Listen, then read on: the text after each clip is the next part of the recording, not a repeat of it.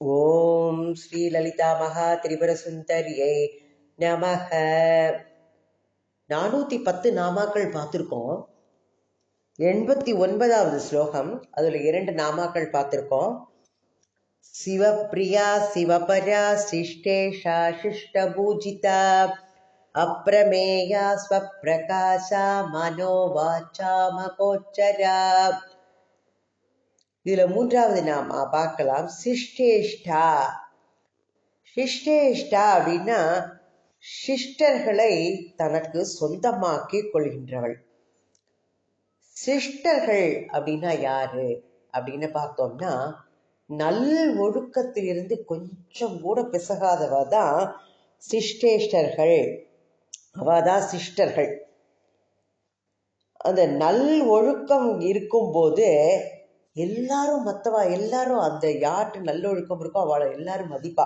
மற்றவா எல்லாருமே அன்னை பராசக்தி என்ன நினைக்கிறாளா, எல்லாரும் நல் ஒழுக்கத்துல இருக்கணும், அவ எல்லாரும் நல்லவாளா இருக்கணுங்கிறத அம்பிகை விரும்புறா.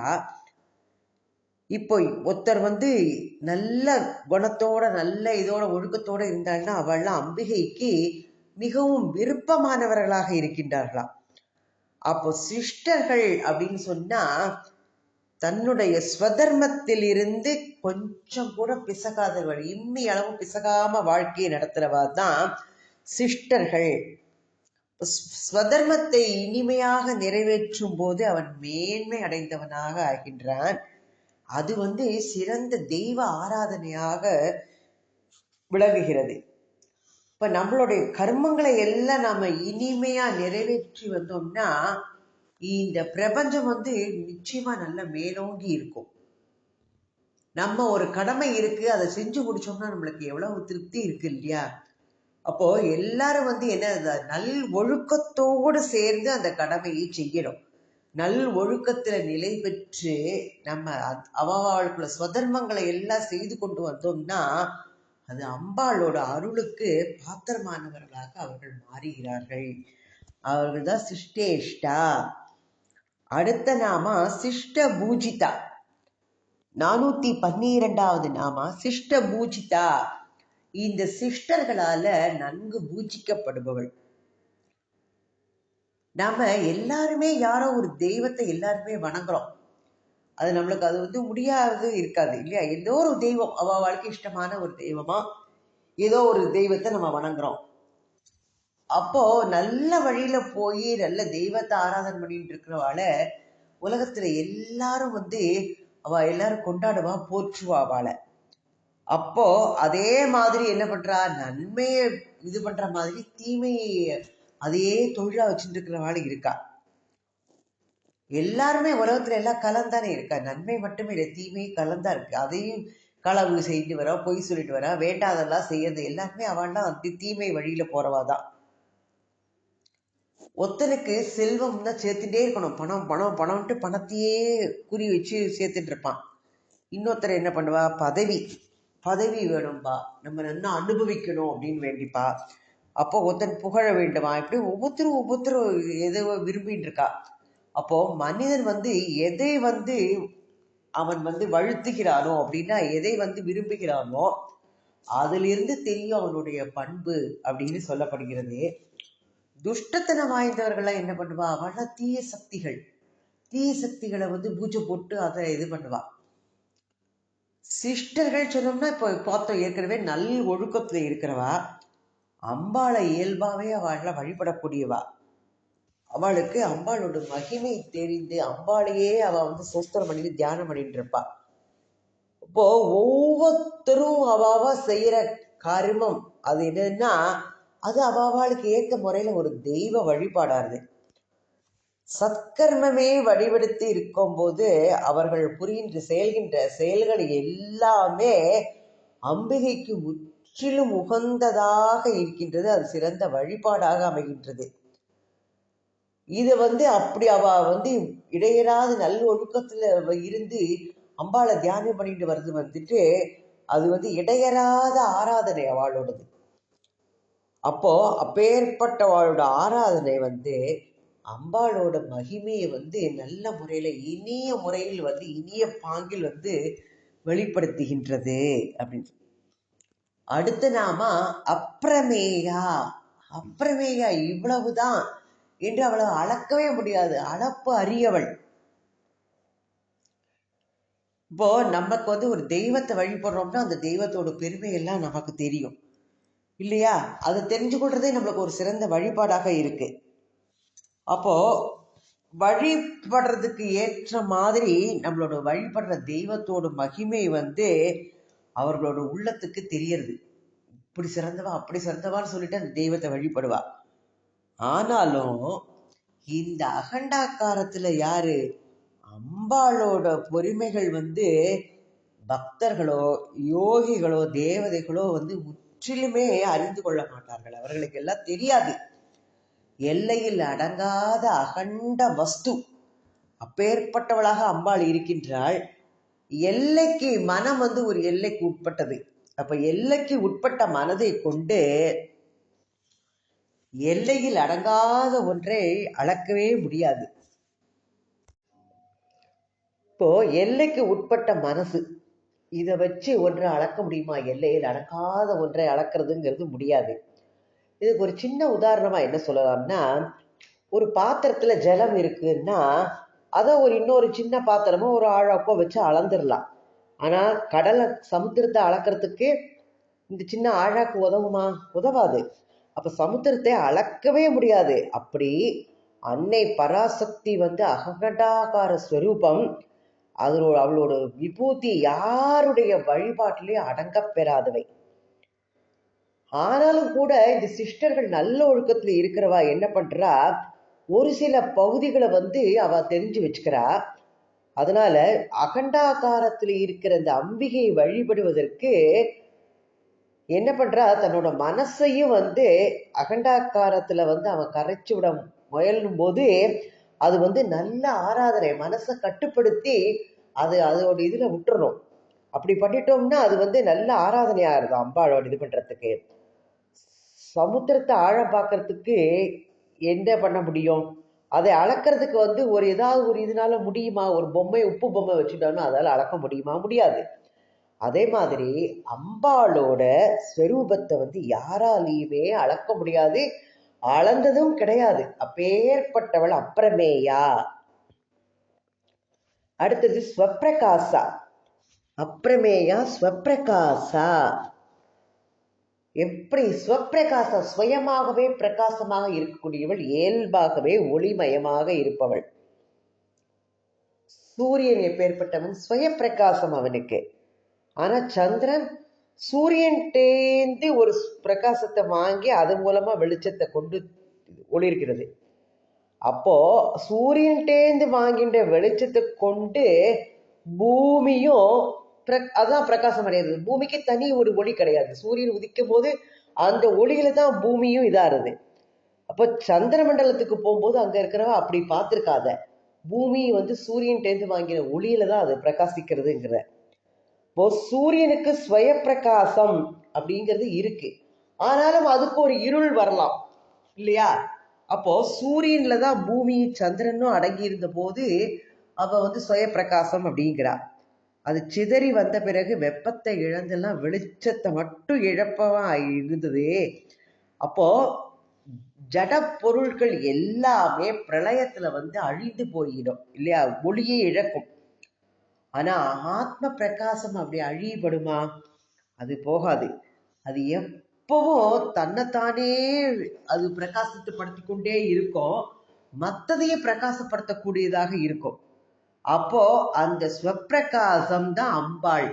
அது அப்போ எல்லாரோட உள்ளத்திலையும் அந்த ஒளி, அந்த இருக்கின்ற அந்த ஸ்வப்பிரகாசத்தை தான் அதை நம்ம வழிபடணும். அதுதான் அம்பாளை வழிபடுறதுக்கு கூட சரியான வழிபாடாக இருக்கு. நம்ம என்ன பண்றோம், இங்க வெளியில அம்பாள் சிலையை வச்சுட்டு அதுக்கு வெளியில தீபாராதனை காட்டுறோம். இது நம்ம என்ன பண்றோம், அம்பாளோட ஸ்வய பிரகாசத்தை நம்மளால உள்ளக்குள்ள தியானிச்சு அறிய முடியாததுனால இந்த புறத்தோற்றத்துல என்ன பண்றோம், அம்பாளுக்கு ஒரு தீபாராதனை காமிச்சு அதன் மூலமா ஒளிய பாக்குறோம். இது நம்மளோட அஞ்ஞான நிலை நம்ம காமிக்கிறது. நமக்கு வேற வகையில அது மாதிரி வழிபடுறதுக்கு தெரியல. அப்போ இது ஆத்ம பிரகாசத்தினால உள்ள ஒளிர்கின்ற அந்த அம்பாளை ஸ்வயப்பிரகாசமா கண்டு மகிழணும். இது ஞானிகளுக்கு முடியும். ஏன்னா அவள்லாம் மனதை கட்டுப்படுத்தி அந்த தியானத்துல கொண்டு உள்ளேயே அம்பாளை தியானிக்கிறா கண்டு.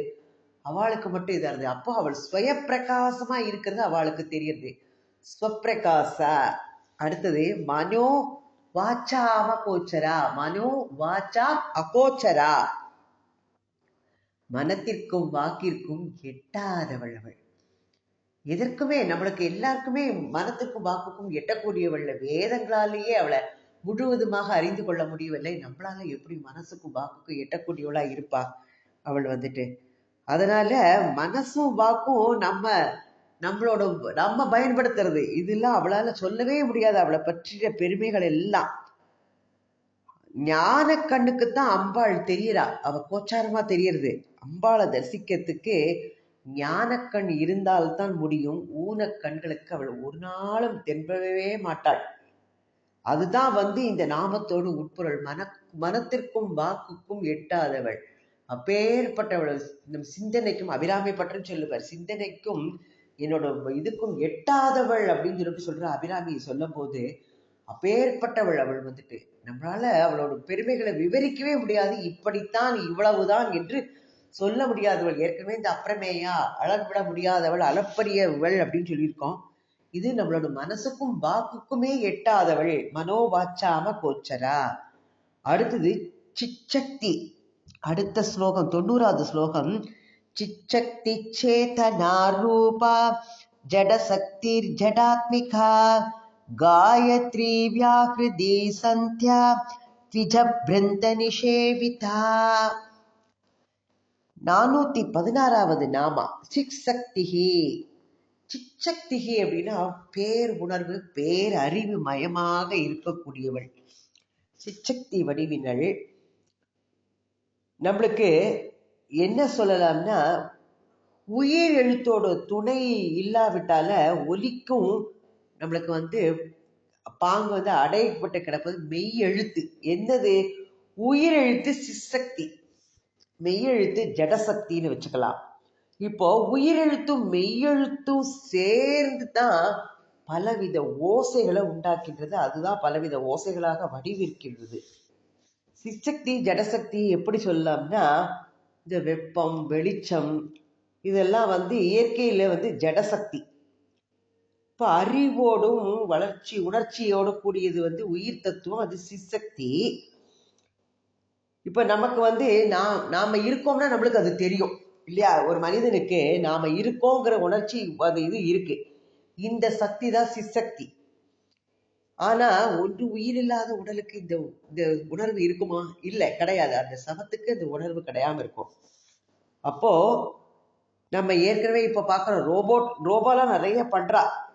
அது என்ன பண்ணோம்? அதுக்கு ப்ரோக்ராம் பண்ணி வச்சுட்டுப்பா. அது மட்டும்தான் சொல்லும்.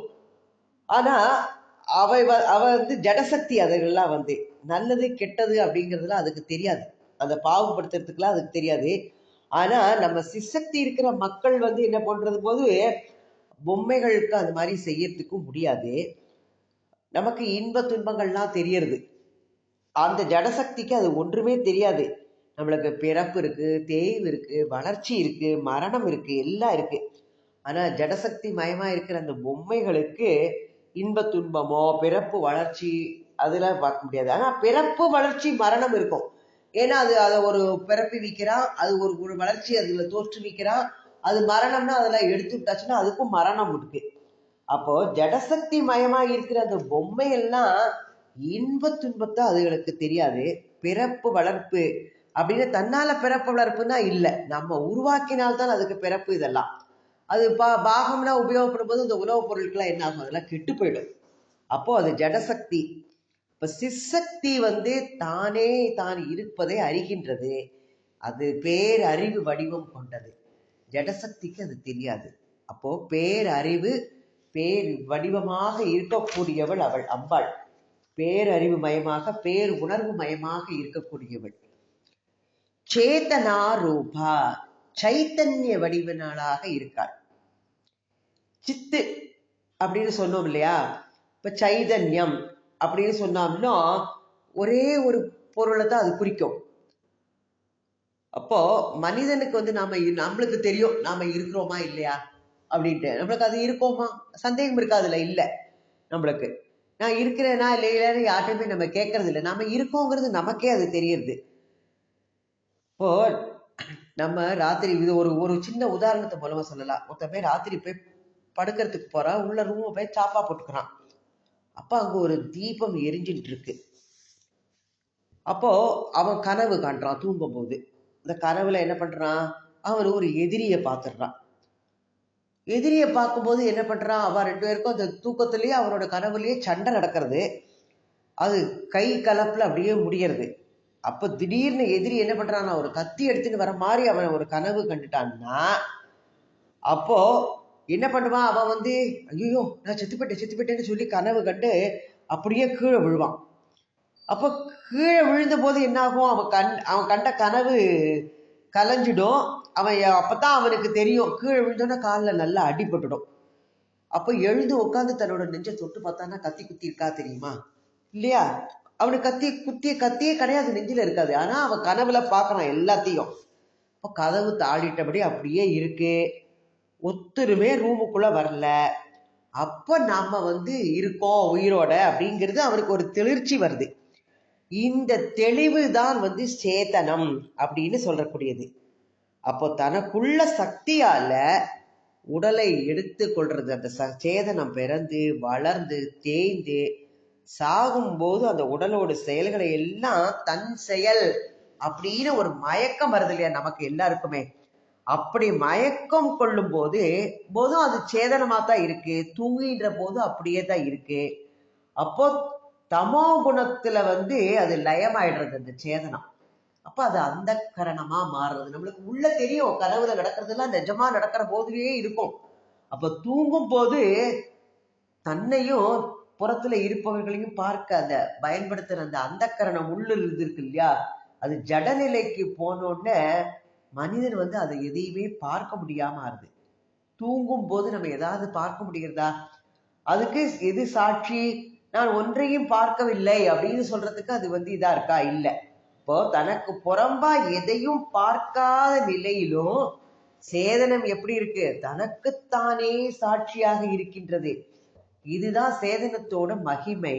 அன்னை பராசக்தி சேத்தனா ரூபிணி.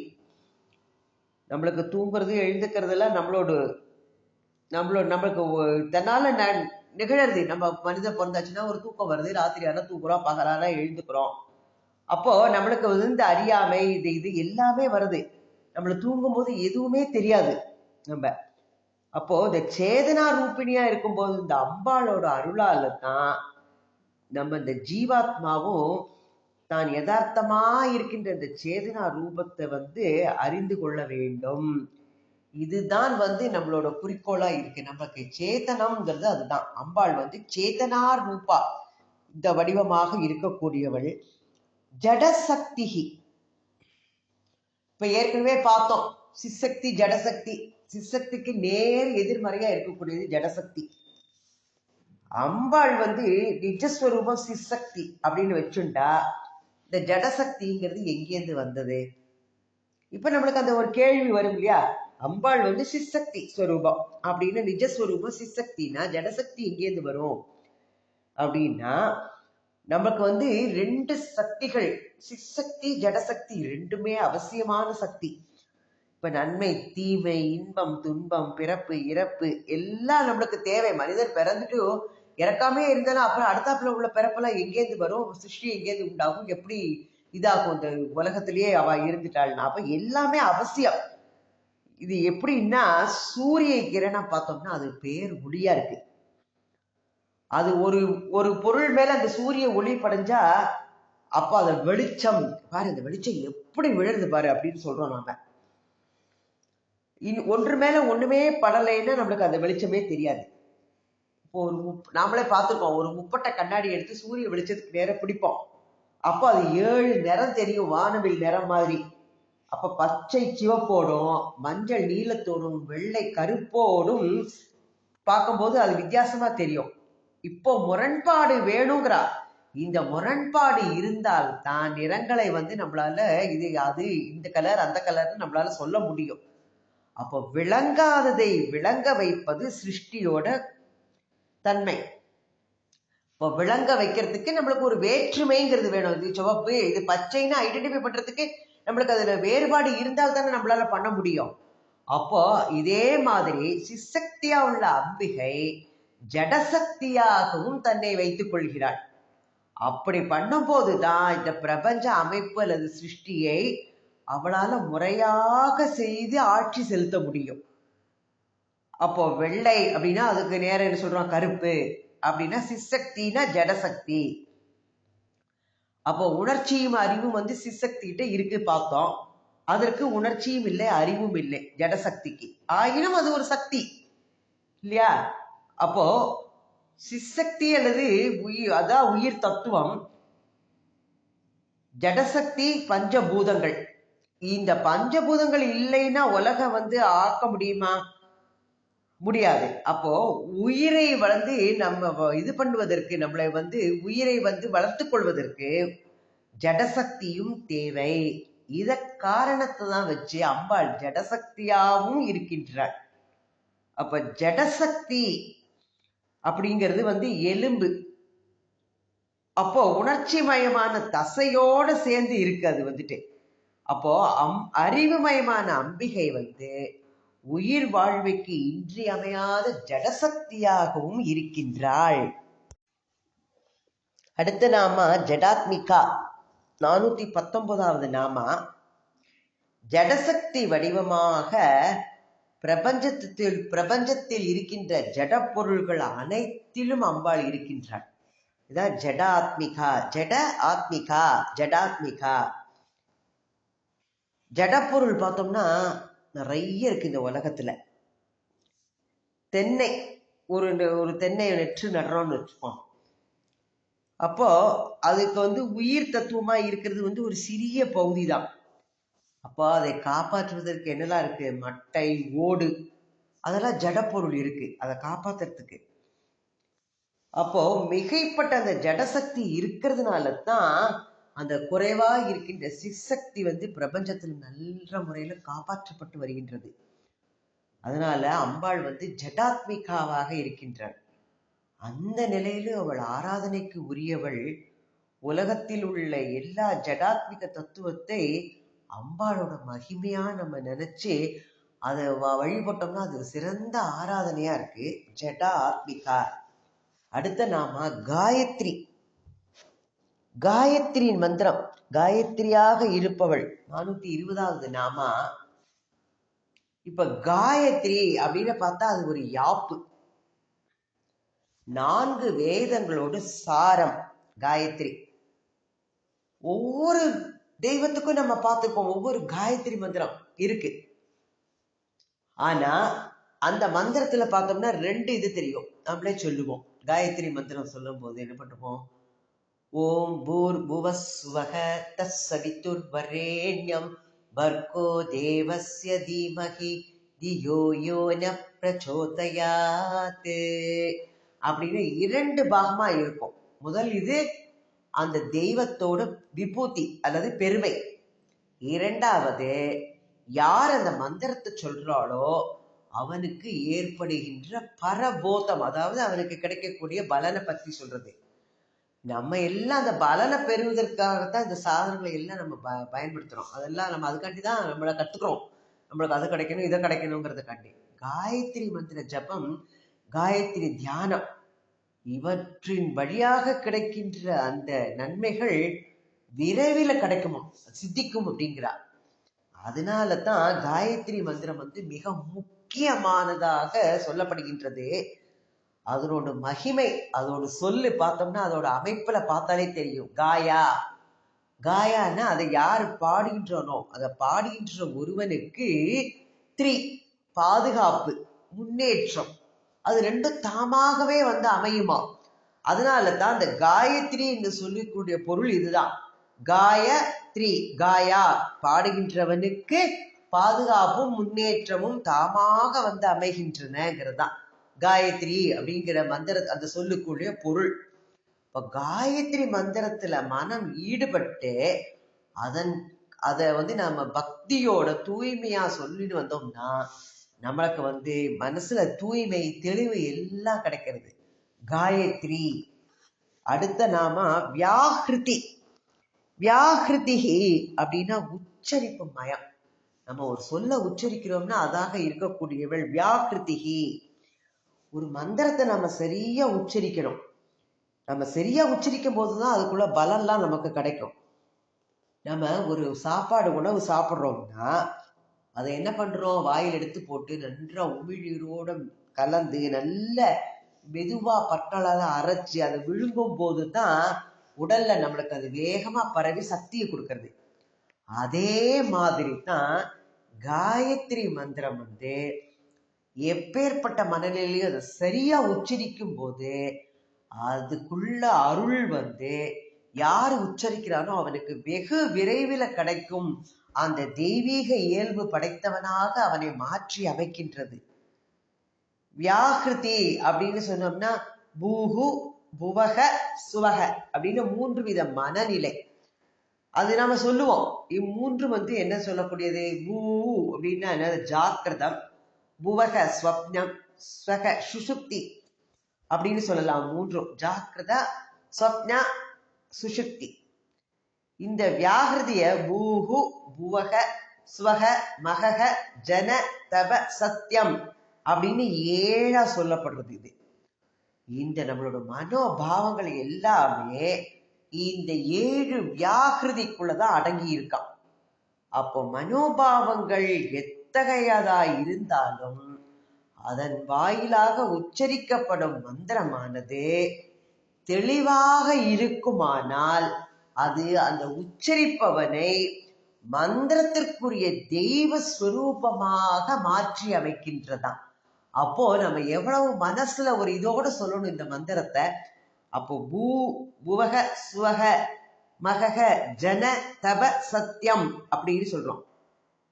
பூலோகம், புவலோகம், ஸ்வலோகம், மகலோகம், ஜன்லோகம், தபலோகம், சத்தியலோகம் அப்படின்னு சொல்றோம். அதான் அந்த 7 வியாகிருதி. அதுதான் இந்த மனோபாவங்களை நம்ம எப்படிப்பட்ட மனோபாவமா இருந்தாலும் இந்த மந்திரத்தை பிழை இல்லாம சரியான முறையில உச்சரிக்கும் போது அந்த மந்திரம் தெளிவா இருக்குமானால் அது அது சொல்பவனை தெய்வ ஸ்வரூபமாகவே மாற்றி அமைக்கின்றது.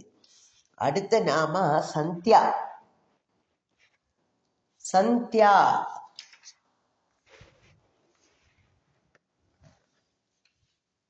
422வது நாமா சந்தியா. நம்ம சந்தியான எதை சொல்றோம்? 2 நேரங்கள் ஒன்றை ஒன்று சந்திக்கும் போது, அந்த சந்திப்பு நிகழும் போது அதுதான் சந்தியா. காலையில இரவும் பகலும், மாலையில பகலும் இரவும் சந்திக்கின்றது இல்லையா? காலையில சாயங்காலம் வரும்போது அந்த பகலும் இரவும் பகலும், மாலையில அந்த பகலும் இரவும் சந்திக்கின்றது.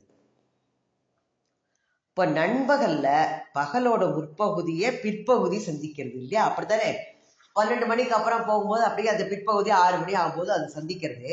இப்ப 4 வேளைகளும் சந்தியா அப்படின்னு சொல்லப்படுகின்றது. அந்த நேரம் ரொம்ப சாந்தமா இருக்குமா. அந்த 2 நேரங்கள் சந்திக்கும் போது, 2 பொழுதுகள் சந்திக்கும் போது நேரங்கள் சாந்தம் நிலவுமா அந்த வேளை. அதுதான் தியானம் பண்ணுவதற்கு மிகச்சிறந்த பொருத்தமான நேரம். அப்ப மனதை அமைதியா வச்சுட்டு அப்படி தியானம் பண்ணுவதற்கு அது சிறந்த தருணமா. ஒரு ஆத்ம சாதகன் தீவிரமா அப்படியே நினைக்கும் போது அவனுக்கு 4 சந்தியாக்களை நல்லா பயன்படுத்திட்டு அவன் பண்றான். சந்தியா வேலைகளை நம்ம பயன்படுத்துவது எல்லாருக்கும் சாத்தியமாகாது. மனசை கட்டுப்படுத்தி அந்த வேலையில அந்த சாந்தம்ங்கிறது வந்தாதான் அந்த வேலைகளை நல்ல முறையில் பயன்படுத்திக்க முடியும். காலை மாலை சந்தி பண்றது ரொம்ப அவசியம் அப்படிங்கிறார். வெயில்ல நம்ம வேர்த்து கொட்டிட்டு திண்டாடி நம்ம நடந்துட்டு இருக்கோம். அப்ப நிழலை கண்டோன்னு என்ன பண்றோம்? அதுல போய் நம்ம ஒதுங்கிக்கிறோம். அதை பயன்படுத்திட்டு என்ன பண்றோம்? ஓய்வு பெறுறோம். கொஞ்சம் மனசுக்கு இதா இருந்து இந்த வேர்வையில அடங்கினோன்னு ஒரு தெம்பு வருது இல்லையா, அப்போ அந்த நிழலுக்கு ஒப்பானதான் அந்த சந்தியா நேரம். ஹிமாச்சலத்துல உரை பனியில எப்படி இருக்கும், நடுங்கி கொண்டு அப்படியே நடப்பா. அந்த அந்த தேயிலை கடை, ஒரு டீ கடை இருந்ததுன்னா அந்த அடுப்பு கிட்டக்க போய் கையை நீட்டி அப்படி குளிர் காஞ்சா எப்படி சந்தோஷமா இருக்கும். அப்ப அந்த வேலைகளை பயன்படுத்தும் போது அப்பேற்பட்ட இன்பம் கிடைக்குமா சந்தியா வேலைகளை பயன்படுத்தும் போது. அப்ப இயற்கை தாயோடு அது வரப்பிரசாதம் இந்த சந்தியா வேலை அப்படிங்கிறது. மனதை சாந்தப்படுத்துவதற்கு அந்த நேரங்கள் தான் அது என்னது அம்பாளோட ஸ்வரூபமா இருக்கான். இப்ப காயத்ரி மந்திரத்தோட நம்ம அதை இணைச்சு கொள்ளும் போது அது சந்தியா அப்படின்ட்டு சொல்லப்படுகிறது. இப்போ பிரம்மா இருக்கார், அவர் ஒரு தியானம் பண்ணும் போது என்ன பண்றாரு, அவர் உள்ளத்திலிருந்து தோன்றிய கன்னிகைக்கு தான் சந்தியா என்று பெயர். பிரம்மா தவம் பண்ணிட்டு இருக்கும்போது, தியானம் பண்ணிட்டு இருக்கும்போது அவர் உள்ளத்திலேருந்து தோன்றிய கன்னிகைக்கு தான் சந்தியா. அப்ப சந்தியா நேரங்கள்ல நம்ம எந்த காரியம் செய்யும் போது அந்த தேவதைக்கு செய்யப்படுற வணக்கமா இருக்கிறதுனால அது மனம் குவிந்து தியானம் பண்ணும் போது அவனுக்கு சர்வ வல்லமைகளும் கிடைக்கின்றது. சந்தியாவில் இருக்கிற இந்த கோட்பாட்டு தான் நம்ம நல்ல முறையில பயன்படுத்தி வாழ்க்கையில மேன்மை அடையணும் அப்படிங்கிறதுனால தான் சந்தியாங்கிற நாமாவால அம்பாள் அழைக்கப்படுகின்றா. அடுத்த நாமா த்விஜ பிருந்த நிஷேவிதா.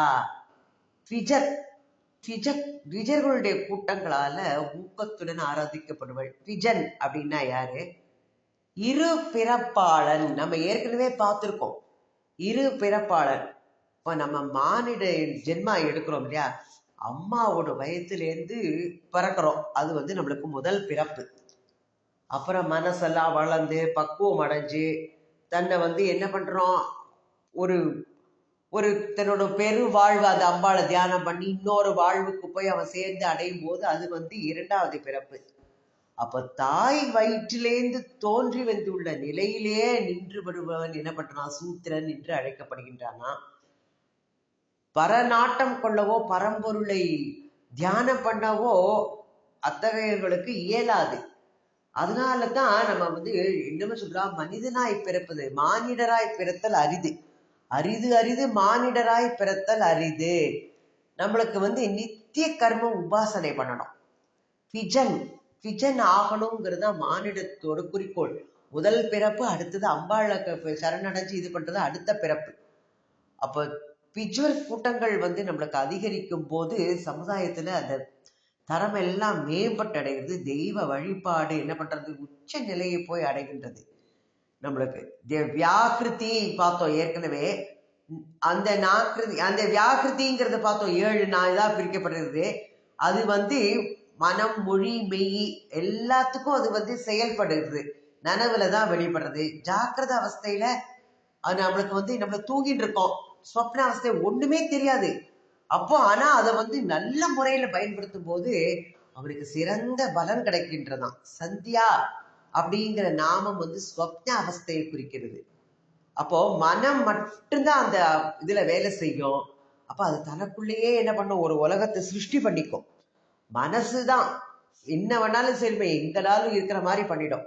அப்போ உடல் என்ன பண்ணும், செயலற்று படுக்கையில நம்ம தூங்கிட்டு இருப்போம், மனசு மட்டும் வேலை செய்யும். அப்போ உடல் செயலற்று படுக்கையில இருக்கும்போது அந்த நிலை நித்திரை, நம்ம தூங்குறதுங்கிறது. இப்போ ஜாக்கிரத அவஸ்தை சுஷுப்தி அவஸ்தை ரெண்டும் இருக்கும். அது சந்திக்கிற நிலைதான் ஸ்வப்ன அவஸ்தை அப்படின்னு சொல்றான். அது விஜபிருந்த நிஷேவிதா அப்படின்னு பார்த்தோம்னா அது சுஷுப்தியை விளக்கக்கூடியதாக இருக்கின்றது. பறவைகள்லாம் தாய் பறவையிலிருந்து முட்டையாக வெளிவருது, அது ஒரு பிறவி. முட்டையிலிருந்து குஞ்சு வருது, அது இரண்டாவது பிறவி. அப்ப இந்த பறவைகளோட கூட்டமும் என்ன பண்றது, அதையும் த்விஜன் தான் சொல்லணும். அப்போ அது என்ன பண்றது, பகல்லாம் போய் ஏற தேடி அங்கே இங்கே அலைஞ்சிட்டு வருது, ராத்திரியான ஒரு இடத்துல பறந்தோடி ஒடுக்கம் அடைகிறது, தன்னோட கூட்டுக்குள்ள அடைஞ்சிடும். இது சுஷுப்தி அவஸ்தை. அப்போ கனவற்ற உலகத்துல எதுக்குமே வேலை கிடையாது. நமக்கு கனவு வரும்போதுதான் எல்லாம் வேலை செய்யறது. அப்போ ஆனா உடல் செயலற்று இருக்கும் இல்லையா. அப்போ அது 3 அவஸ்தையிலையும் ஒரு அபேதத்தை, வேதமே இல்லாத நிலையை நாட்டுவதுதான் நம்ம உபாசனையில மிக மேலானது அப்படிங்கிறார். அன்னை பராசக்தி 3 அவஸ்தைகளிலும் நம்மளோட பூஜைக்கு உகந்தவளாக இருக்கின்றாள், நம்மளுடைய உபாசனைக்கு உரியவளாக இருக்கின்றாள். இந்த அயர்ந்த உறக்கத்துல நமக்கு என்ன பண்றது, ஒரு பேதம் இருக்கா, அபேதம் தான், எந்த இதுவுமே கிடையாது. நனவு நிலையில தான் நம்ம அதையே அந்த பேதமற்ற நிலைக்கு கொண்டு வரணும், அபேதமா இருக்கணும். எந்த நிலையிலையும் நம்ம அபேதமா இருக்கணும். அந்த உபாசனை தான் மிகச் சிறந்தது. அதனாலதான் அம்பாள் இந்த நாமாவால அழைக்கப்படுகிறது. த்விஜபிருந்த நிஷேவிதா. 423வது நாமா இதோட முடித்துக் கொள்ளலாம். 90 ஸ்லோகங்கள் முடிவடைந்திருக்கின்றது. ஓம் ஸ்ரீமாத்ரே நமஹ. ஓம் ஸ்ரீ ஆதிபராசக்தி மாதா கி ஜெய்.